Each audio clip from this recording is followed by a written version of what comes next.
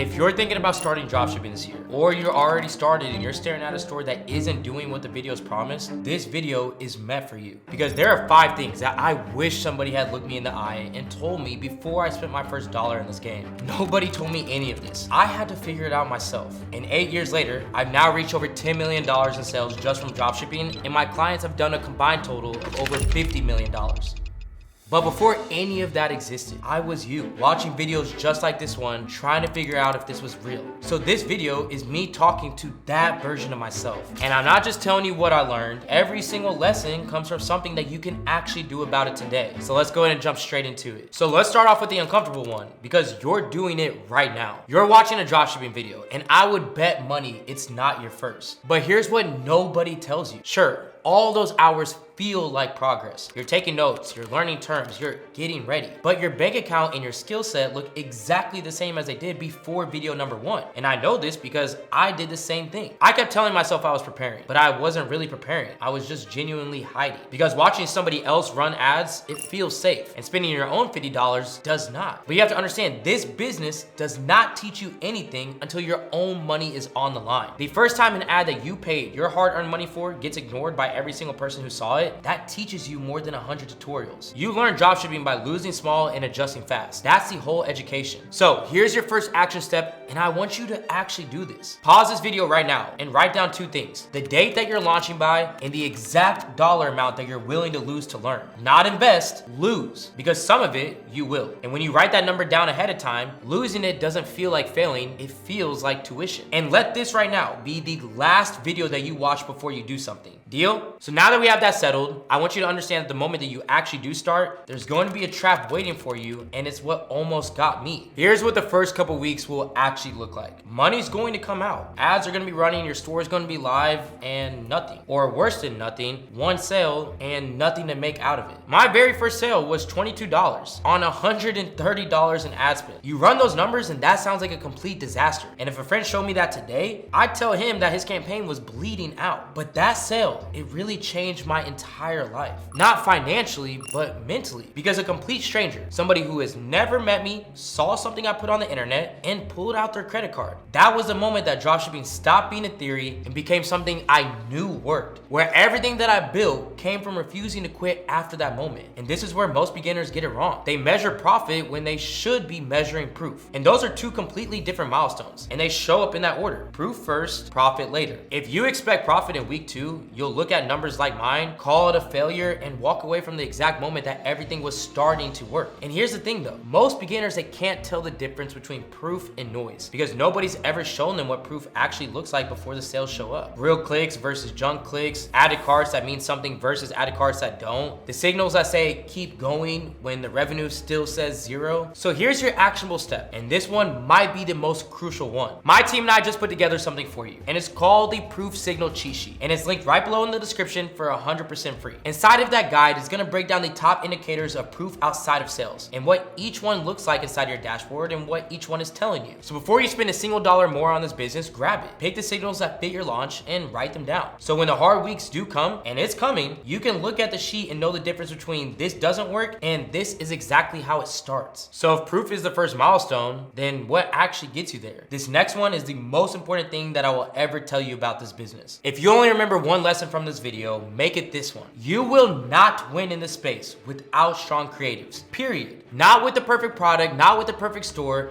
not with some targeting trick. Content is king and data is queen. And here's what that actually means. The content is what's going to get you the click, but the data is what tells you which content deserves your money. You don't guess your way to a winning ad. You test angles. You read the numbers, and then the numbers tell you where to double down. King gets the attention, queen makes the decisions. Let me explain both halves working together. When I was selling seat cushions, every single competitor was running the same play, targeting people working from home, where they all had the same product, same message, same audience, and all of them were fighting over the same customer. You know what I did? I made content for taxi drivers, Uber drivers, truckers, people sitting in a seat 10 hours a day who nobody nobody was talking to. Same exact product, completely different human on the other side of the ad. I remember even my girl was pregnant at the time and she was using my seat cushion more than me, which immediately made me test that angle as well. And with that one change of just targeting a different audience, I was able to make over $5,000 in just 5 days, with that 5th day clearing over $2,000 on its own, starting from zero. So I didn't just bet on drivers or even pregnancy, because I tested those angles alongside the winning angle that everybody was already pushing. And I just focused on what the data was telling me. And I'm telling you, the data came back screaming. Off of the other angles, I was getting way cheaper clicks because I wasn't bidding against every other cushion seller. On top of that, higher conversions, because that person, that audience, they've never seen that exact problem in an ad before. So the content found the drivers. The data told me that the drivers were the ones we're scaling. And that's a king and a queen working together. So here's a takeaway, and I need you to really hear this. And that's that no product is ever saturated. The angle is saturated. When people tell you, oh, that product is done, everybody's selling it, what they're actually telling you is that everybody's running the same content to the same exact avatar. But if you find the avatar that nobody's talking to, you let the data confirm it, and that dead product now comes right back to life. And one more thing while we're here, and I have to mention this, and that's that the content that wins nowadays does not look like an ad. The shaky phone that feels like it belongs on your feed will beat that polished production almost every single time. And don't just take my word for it. That's another thing that the data will show you the second that you test it. So before you commit to any product, do this. Write down 3 different types of people who would want it, 3 separate avatars, and what the content for each one would look like, where those 3 avatars are going to be your first 3 tests. That's the whole system in one exercise. The content is your guess, the data is your answer. And if you can only come up with 1 avatar, well, then you don't understand the product well enough to sell it yet. Now, content is going to get you that sale. The next lesson is what keeps that sale from completely destroying you. This is the least exciting lesson in this video, but it's really the one that separates people who last and the people who just flame out. And you know me, I'm gonna be straight up with you guys before we get into it. If your whole plan is just to pull quick money out of strangers and give nothing back, no real product quality, no customer service, just taking the money and disappearing, do me a favor right now and just click off of this video. I'm not the mentor for you. And honestly, this is not the business for you.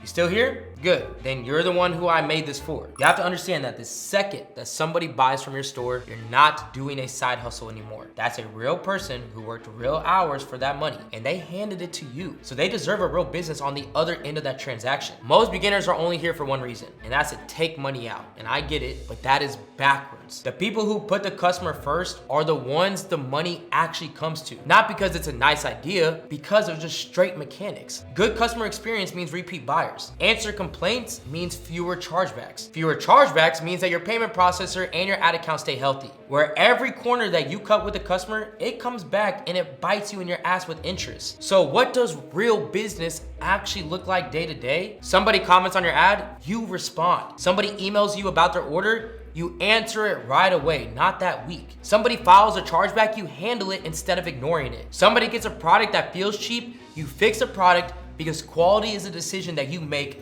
not luck. Multiple touch points, every customer, every time. So here's what you gotta do from now on. Block just like 15 minutes every single day. Same time, non-negotiable, where all you do is customer work. Every message, every comment, every complaint, all clear daily. 15 minutes, where that habit alone will put you ahead of most stores that are running right now. And when you're doing all 4 of these things right, you're still going to hit a ceiling. And that ceiling is the last lesson. And it's the one that I say for people who genuinely want to win in this. Here's the truth about pure dropshipping that nobody selling you a course will say out loud. You're going to continue to keep restarting. Every 2 to 3 months, the cycle resets. Your product dies off, or competitors take your winner and run it further than you did, and now you're right back at square one hunting for the next one. And yes, you can make real money living in that cycle. I did, but it's a treadmill. You're a solo operator who's grinding towards your first 10, 20,000, and you're doing this over and over again and completely restarting every time. And this is because dropshipping was never supposed to be the final destination. Dropshipping is just a vehicle. It's the fastest, cheapest way on the planet to find a winning product and learn the skills, like content, data, customers, with barely having any risk. But the next level, the one your competitors who beat you are playing at, is called brand ownership, where you're taking that winning product that dropshipping handed you, and you're building something around it that's bigger than you. And when you get there, you've got 2 roads. Scale it to the moon and let it replace your income for good, or build something so real that one day somebody writes you a check for it. Either way, it's only happening if the thing that you're building is a brand. And I'll tell you something real. I don't just do dropshipping anymore just to do dropshipping. I do it because I understand it's gonna make me a brand out of it. I just did it with our 14-year-old student, Jacob. He came to us, we started selling his product. He was able to generate around $10,000 with the product,